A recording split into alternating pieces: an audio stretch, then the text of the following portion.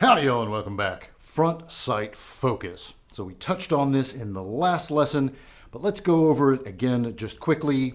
When shooting a pistol with iron sights, we have three planes that we're dealing with. The plane of the rear sight, the plane of the front sight, and the plane of the target or the threat. Threat being the key word for this video. So, in lining up our sights, we get our sight picture. I'm seeing the rear sight, or more importantly, the notch through the rear sight. I'm seeing my target, but I'm focusing my eye on that front sight. Front sight focus. And that is how you want to learn to shoot an iron-sighted handgun. But let's shift gears real quick and talk about shooting with an optic, because it's different. Shooting with an optic, I'm going to stay target focused or threat focused, and I'm simply going to superimpose the dot between my eye and the target. I'm seeing the dot, but I'm not focusing on the dot. In fact, focusing on the dot will make you shoot worse. I want to focus on what I am trying to shoot. So I'm bringing the dot between my eye, but I'm staying target focused.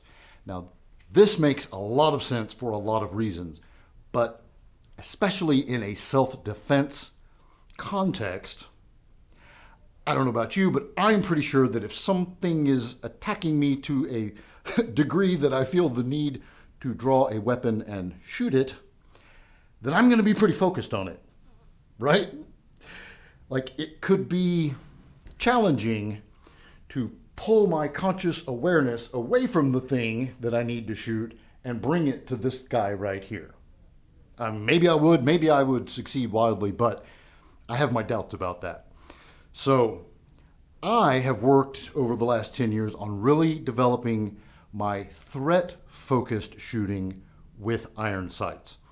So here's one example of what that would look like, and I'll hold this up for a minute. You see on the left, the target stays in focus, but you can still see the sights, right? You're seeing them. They are between your eyeball and the target.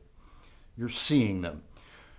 But here is a slightly different version of that. Same thing, but maybe the target itself might help you kind of get the concept of threat. That the target is not a piece of paper with a bullseye on it. It is a threat. It is at least in this case, a humanoid shaped object. And I think it helps illustrate what I'm trying to say here, is that in a crisis situation, there's a good chance you're going to lock in on that threat.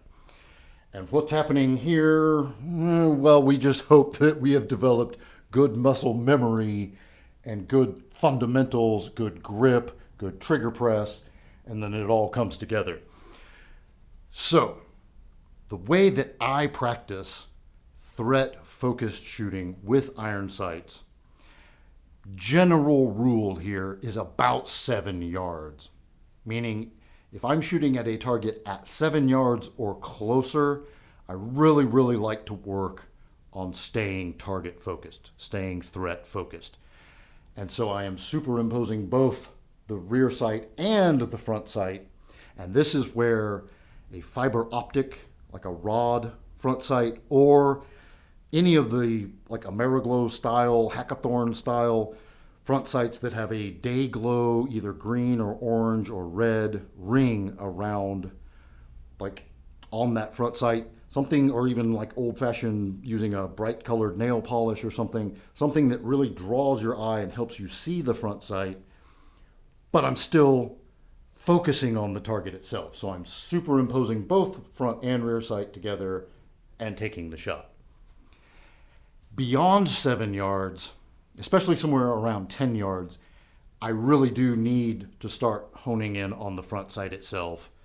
And at a certain distance, somewhere beyond 18 or 20, I will even start to almost not completely close my left eye, but I squint it a little bit so that I'm really, really hard focusing, drilling in on that front sight. And then again, my target or threat is a little fuzzy, or the farther away it is, it's even more fuzzy.